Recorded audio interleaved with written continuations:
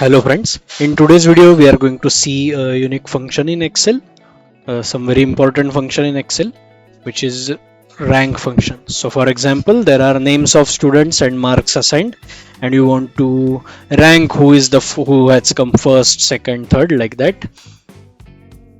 So in that case you can use rank function. So the formula goes like this: equal to rank, open parenthesis, number is the number which we want to rank, then select the range, bracket complete, enter. Just make sure that you freeze the reference part of it, enter, copy and paste. So now ranks are there. So two students have scored 90 marks, so both of them have got first rank, and but as you can see, the student who had scored 80 marks, the rank is 3 instead of 2. So this is the limitation of this formula. Excel automatically skips the immediately next rank and moves to the second next rank. Like it had skipped 2, it has jumped to 3. So that is why for 80 you won't see 2. This is the limitation of this function. Now in this formula, you have got number, then you have got reference, but the third part is order. So if you press comma, two options will open up, descending and ascending.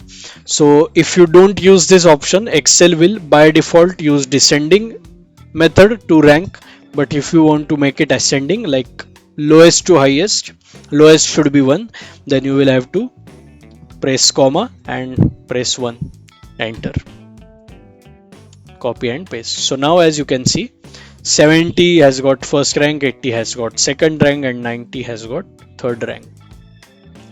Apart from rank, there is another function called rank.eq.